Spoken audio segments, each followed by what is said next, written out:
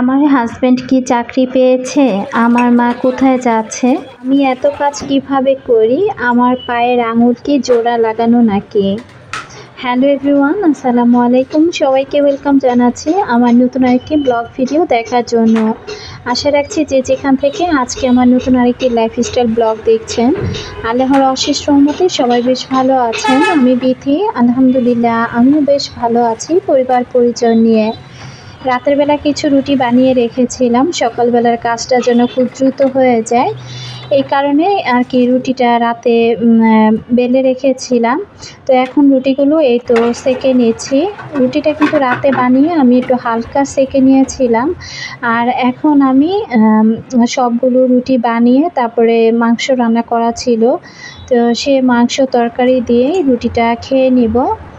কিছু রুটি আমি গতকাল রাতের বেলা বানিয়ে তারপরে জবার আব্বুর জন্য আর কি রেখে দিয়েছিলাম। তো সে যেহেতু অনেক ভোরবেলা বের হয়ে যায়, এত সকালবেলা উঠে রুটি বানানো আসলে সম্ভব হয় না, তাই রাতের বেলায় চেষ্টা করি রুটিগুলো বানিয়ে রাখার জন্য, যেন ভোরবেলা উঠে সে রুটিটা খেয়ে ঝটপট করে চলে যেতে পারে। তো একটা রুটি আর কি হটপট বাটিতে ছিল, সেই রুটিটাই আমি নামিয়ে নিলাম। আর এখানে কিছু গরুর মাংস অফ ক্যামেরাতে গরম করে নিয়েছি, সেটা দিয়েই রুটিটা খেয়ে নিচ্ছি। ভিডিওর শুরুতে আমার সকল প্রিয় আপু ভাই আঙ্কেল আন্টিদেরকে রিকোয়েস্ট করব, যারা ভিডিওটি ক্লিক করেছেন এখনও পর্যন্ত একটি লাইক দেননি, প্লিজ একটি লাইক দিয়ে ভিডিওটি কন্টিনিউ করবেন। আর যারা নতুন আজই আমার চ্যানেলে প্রথম ভিজিট করেছেন, ভিডিও দেখতে দেখতে ভিডিওর কোথাও কোনো অংশ যদি আপনাদের এতটুকু ভালো লেগে যায়, চাইলে চ্যানেলটি সাবস্ক্রাইব করে পাশে থেকে যেতে পারেন। আমি কিন্তু এইখানে 2টা রুটি আমি মাংস দিয়ে খেয়ে, বাকি কিছু রুটি ছিল তো সেটা দিয়ে আমি চা দিয়ে এভাবে খেয়ে নিয়েছি। চায়ের সাথে এভাবে রুটি আর কি চুবিয়ে খেতে ভালোই লাগে। আর ওগুলো হটপটে রেখে দিলাম। মাকে ফোন করে বলেছিলাম সকালের নাস্তাটা যেন আমার রুমেই করে, তো মার জন্য, 2 মেয়ের জন্য, ভাইয়ের জন্য, সবার জন্য রুটিটা রেখে দিয়েছি হটপটে। তো এই দিক থেকে আমি এখন খাওয়া দাওয়া করার পর আমার ডাইনিং টেবিলটা খুব সুন্দর করে পরিষ্কার পরিচ্ছন্ন করে নিব। শুধু ডাইনিং রুম না, আমার ঘরের যাবতীয় যত কাজ আছে এক এক করে সব কিছু গুছিয়ে নিব। সকালবেলায় মাকে ফোন দিয়ে বললাম যে রুমে চলে আসো, একসাথে নাস্তা করি। তো মা ঘুম থেকে উঠে ফ্রেশ হয়ে আর কি আরও কিছু গুছগাছের কাজ আছে সেগুলো আর কি গুছিয়ে নিচ্ছিল। তো বললো যে আমি একটু পরে এসে নাস্তাটা করব, আমি যেন নাস্তাটা করে ফেলি। তো আমি আর বসে না থেকে নাস্তাটা করি, তারপরে সংসারের কাজে লেগে গেলাম।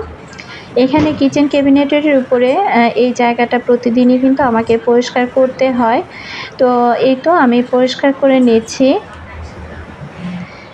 প্রতিদিন সকালবেলা উঠে সবার আগে আমি মাছের খাবারটা দিয়ে দিই, তবে মাছের খাবারটা দিতে দেরি হয়ে গেল। তো চিন্তা করলাম যে মাছগুলো তো অনেক ক্ষুধার্ত হয়ে আছে, তো মাছের খাবারটাই আর কি আগে দিয়ে দিলাম। প্রতিদিন আমি নাস্তা করার আগে আমি আমার অ্যাকোরিয়ামে এই মাছগুলোকে খাবার দিয়ে দেই। তো যেদিন আর কি লেট করে খাবার দেই সেদিন না নিজের কাছে অনেকটা খারাপ লাগা কাজ করে। তো এই যে আমার মাছগুলো কিন্তু খুব মজা করে খেয়ে নিচ্ছে। আমি মাছগুলোকে খাবার দিয়ে মায়ের রুমে চলে এসেছি। এসে দেখলাম যে কতটুকু কি গুছগাছ করে নিয়েছে। এদিক থেকে মোটামুটি অনেক কিছুই মার গুছানো হয়ে গিয়েছে। তো এখন শুধু খাটটা আর ফ্যানটা এগুলো আর কি মাকে বলেছি আজকে যেন খুলে ফেলে, যেহেতু আর সময় নাই। তো কিচেনের মোটামুটি অনেক কিছু গুছানো শেষ, আর যে কটা বাকি আছে মাকে বললাম যে এগুলো সব কিছু নামিয়ে তারপরে গুছিয়ে ফেলো। এই রুমটা যখন মা নিয়েছিল, এইটার পিছনে যে কতটা পরিশ্রম আমাকে করতে হয়েছে সেই ভিডিওগুলো হয়তো বা আমি ওইভাবে করিনি, তবে মা যখন এখানে এসেছিল তখন কিন্তু আমি ভিডিও, যেহেতু 2 বছর না 1.5 বছর আগের ভিডিও আসলে মন নাই, তো ওগুলো সবই কিন্তু করা আছে। আজকে যখন মা বিদায় নিচ্ছে সেই ভিডিওগুলো আবার করলাম। আর এদিক থেকে মা ফ্রিজটাও পরিষ্কার করে নেবে, ফ্রিজের মধ্যে যা যা ছিল সব কিছু বের করে ধুয়ে দিয়েছে, এখন শুধু ফ্রিজটা পরিষ্কার করবে। বাসা বাড়ি পাল্টানো কত যে একটা হেসেলের কাজ, সেটা যারা পাল্টায় তারাই জানে। সত্যি কথা বলতে আমরা যারা ভাড়া থাকি এক জায়গা থেকে অন্য জায়গায়, মাঝে মাঝে বিভিন্ন সমস্যার কারণে অন্য জায়গায় শিফট হতে হয়, তখন কিন্তু এই হেসেলটা আমাদের খুব বেশি হয়ে যায়। তো মাকে বললাম ঠিক আছে তুমি তোমার মতো কাজগুলো করো, আমি গিয়ে রুমের কাজগুলো করে ফেলি। তো আমি এখানে চলে আসছি, এসে এখন বিছানাগুলো ঝেড়ে নিচ্ছি, রুমের পর্দাটাও সরিয়ে দিলাম। আর বাইরে কেমন যেন ওয়েদারটা হয়ে আছে, এখনকার ওয়েদারটা কিন্তু একেবারে এই খুব কড়া রোদ উঠে সকালবেলা, আবারও হঠাৎ করেই কিন্তু একদম বৃষ্টি ঝপঝপ করে নেমে যায়, এই একটা অবস্থা।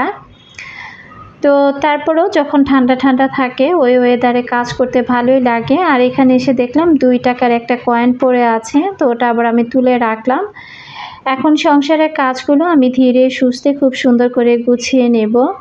সংসার হচ্ছে অদ্ভুত এক মায়াজাল, প্রতিদিন একই কাজ করি তারপরেও কিন্তু খারাপ লাগা কাজ করে না।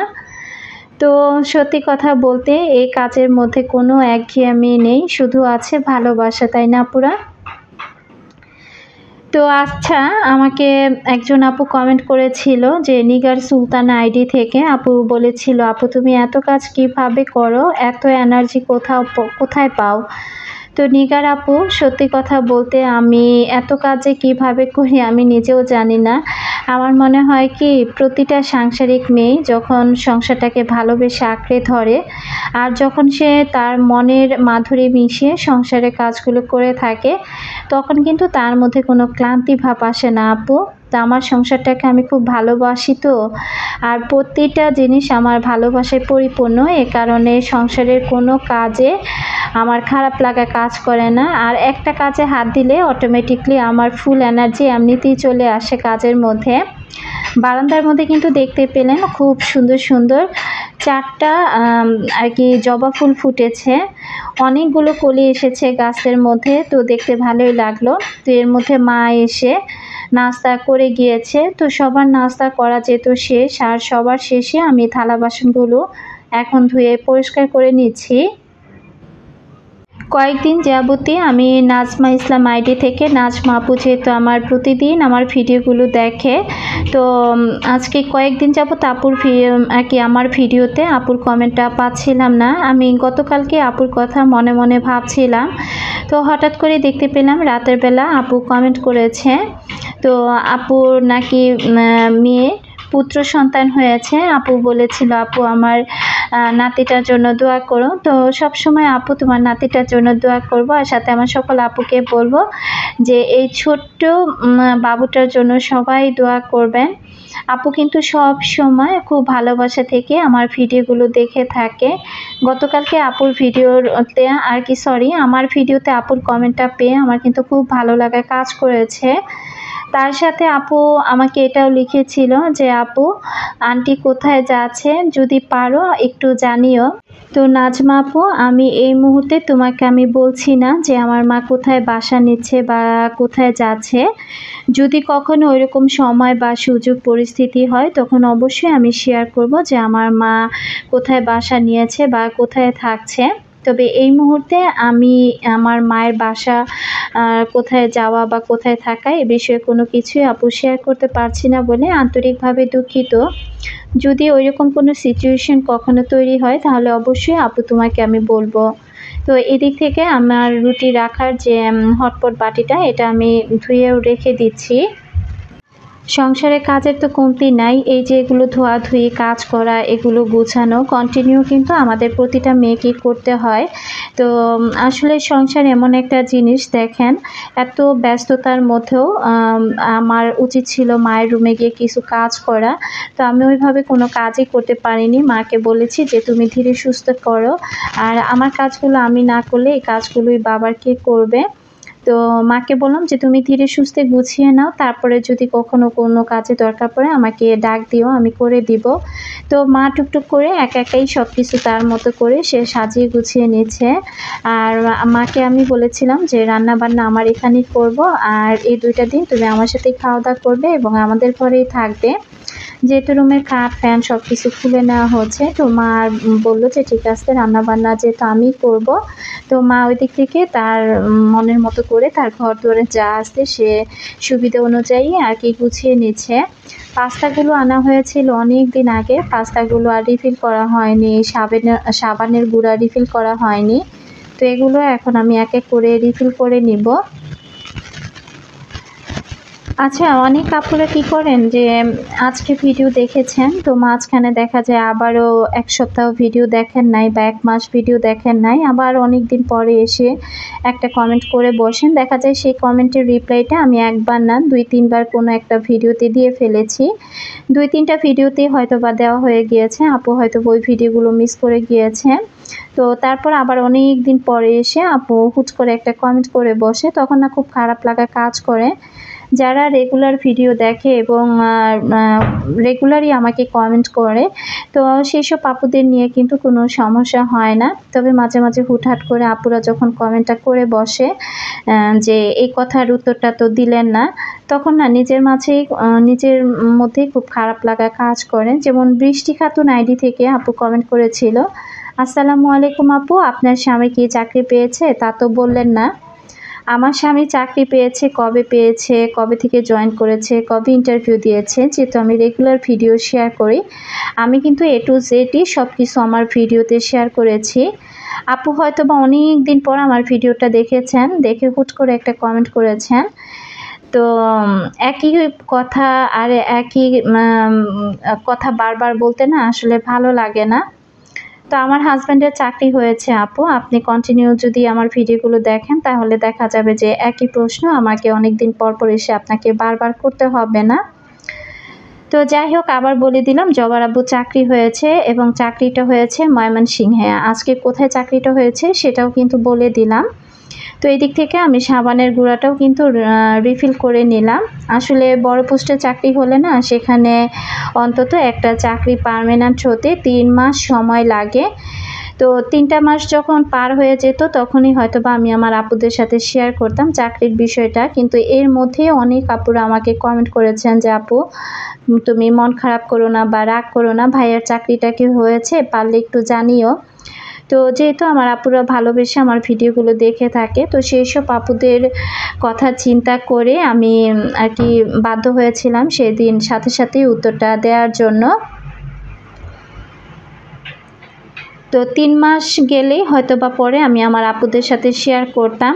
তারপরেও একটা নতুন জায়গা জব হওয়া বা এত দূরে যাতায়াত করা, আদৌ সেখানে চাকরিটা জবার আব্বু করতে পারবে কিনা বা করবে কিনা, কতদিন সে এত দূরে যাতায়াত করে চাকরিটা করবে, অনেক কিছু চিন্তা ভাবনার বিষয় আছে। তাই ওইভাবে ঢাক ঢোল বাজিয়ে কিন্তু আমি আর বলিনি যে হ্যাঁ চাকরিটা হয়েছে। ওইভাবে হলে আমি ওইভাবে টাইটেলে বা থাম্বনেইলে খুব বড় করে ক্যাপশন করে তারপরে আমি জানাতাম সবাইকে।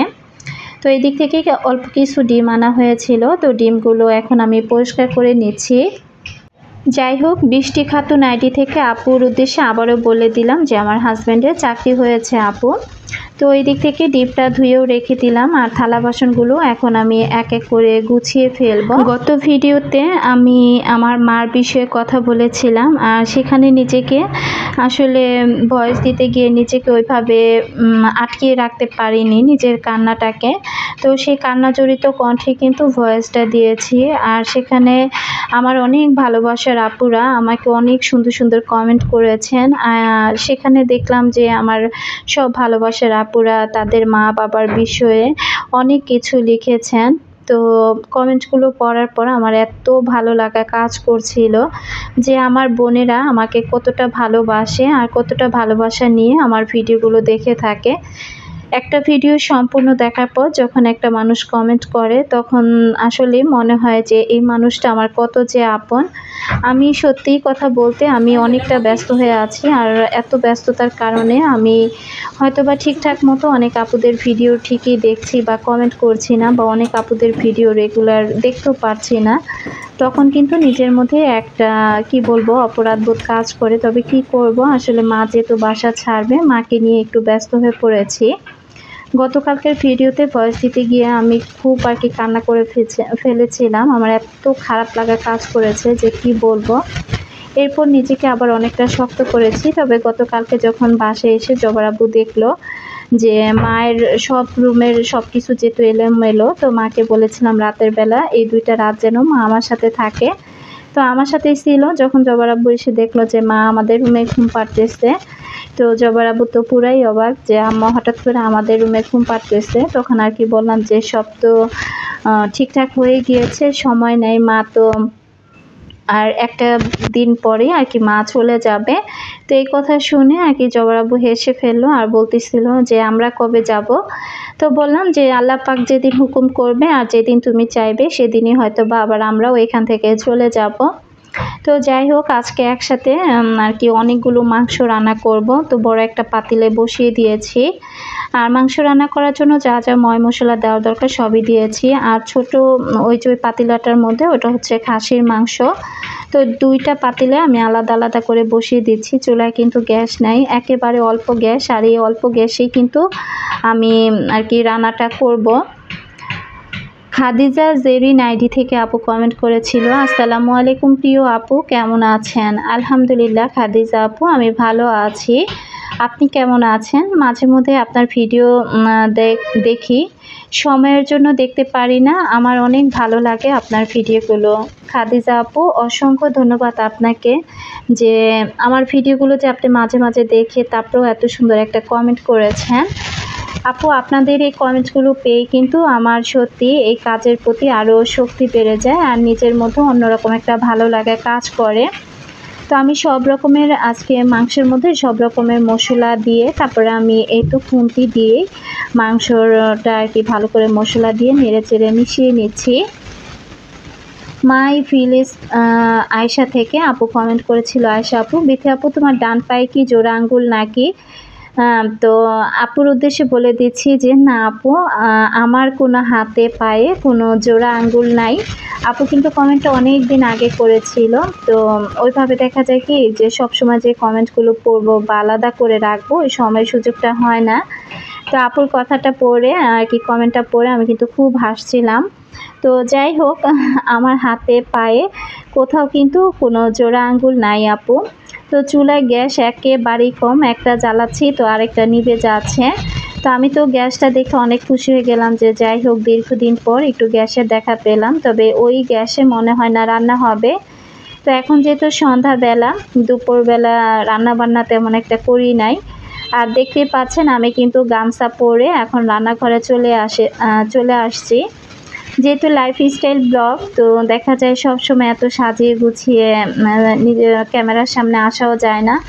আমি কিন্তু যখন যে অবস্থায় থাকি সেই অবস্থায় ক্যামেরার সামনে চলে আসি। আমার মাথায় থাকে না যে আমার এই ভিডিওগুলো হয়তো বা আমার অনেক অনেক ভালোবাসার আপুরা অনেক দূর দূরান্ত থেকে দেখবে, কেউ দেশ থেকে আবার কেউ দেশের বাইরে থেকে।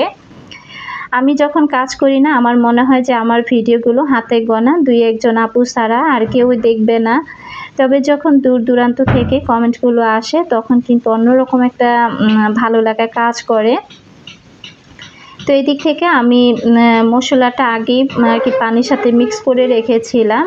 তো এখানে আমি হলুদের গুঁড়া, মরিচের গুঁড়া, সামান্য ধনিয়ার গুঁড়া, একটু জিরার গুঁড়া আর একটু গরম মশলার গুঁড়া আর কি দিয়েছিলাম। দিয়ে মশলাটা ভালোভাবে কষিয়ে এরপর আমি একটু টেস্টিং সল্ট আর একটু লবণ দিয়ে এই যে ছোলাগুলো ভুনা করে নিচ্ছি। এখন যেহেতু সন্ধ্যার সময়, তো কি আর করব, তো ভাবলাম যে সন্ধ্যায় তো নাস্তা করাই লাগবে। তো মা আর কি ছোলাটা মাই ডিপ ফ্রিজে সংরক্ষণ করেছিল। তো মা এসে আমাকে এই ছোলাগুলো দিয়ে দিল, যেহেতু ফ্রিজ পরিষ্কার করেছে। তো ফ্রিজে তো এখন আর কোনো কিছু রাখবে না। তো মা বলল যে ছোলাগুলো যেন আমি রান্না করে ফেলি।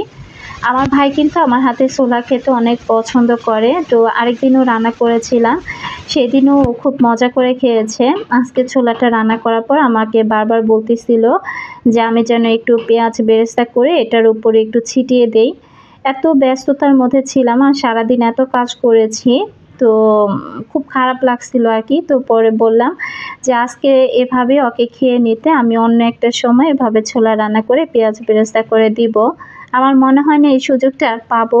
তো যাই হোক, আমি না পারলেও আমি বলেছি যে নতুন বা জায়গায় গেলে বা নতুন বাসায় গেলে মা অথবা এভাবে রান্না করে দিবে, নাহলে আমি একদিন রান্না করে ওকে ওইভাবে আর কি খাওয়াবো।